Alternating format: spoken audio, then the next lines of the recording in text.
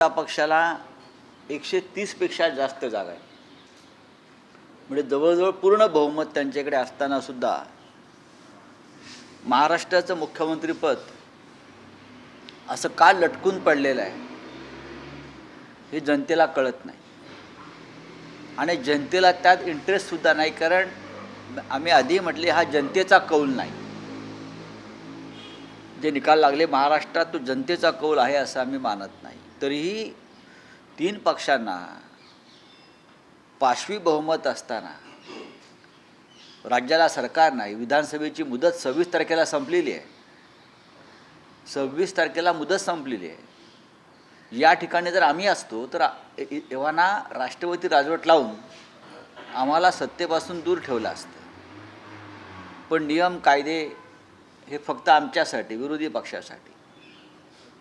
बहुमत प्राप्त झालेल्या या महायुतीला कोणताही नियम नाही. महाराष्ट्राला मुख्यमंत्री कधी मिळेल, कोण मिळेल हा त्यांचा प्रश्न आता आहे.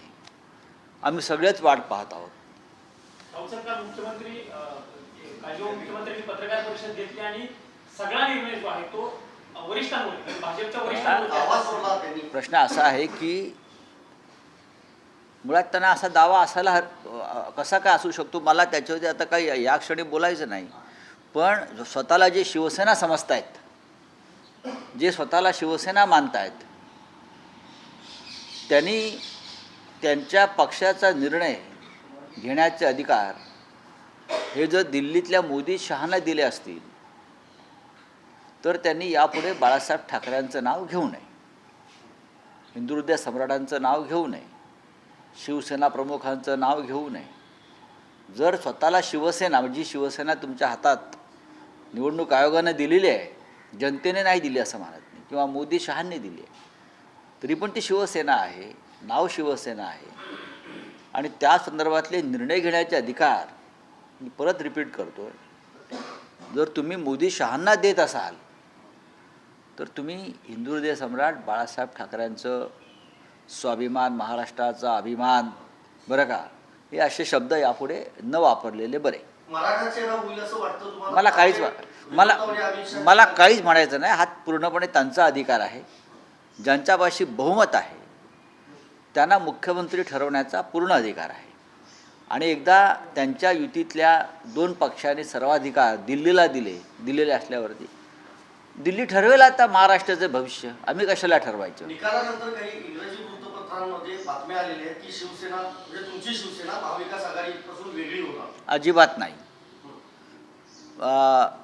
एक तर आत्ताच निकाल लागलेले आहेत.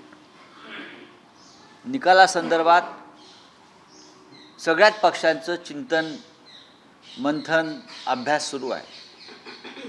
3ही पक्षांना धक्का बसलेला आहे. आणि हे का, याला कारणं शोधण्याचे प्रयत्न सुरू आहेत. कारणांची जर दिशा पाहिली तर ती EVMच्या दिशेने जाते, ज्या पद्धतीनं पैसे वापरले त्या दिशेने जाते. त्याच्यामुळे आम्हाला तिघांना एकत्र बसून त्या संदर्भात आम्हाला चर्चा करावी लागेल. कालसुद्धा राहुल गांधीजी होते आमच्याबरोबर, आम्ही चर्चा केली, नाही असं नाही. आणि ह्या ज्या बातम्या येतात, काही कार्यकर्त्यांची एक अशी भूमिका असते की निवडणुकीमध्ये पराभव झाल्यावर त्यांना असं वाटतं की आपण स्वतंत्रपणे लढायला पाहिजे होतं.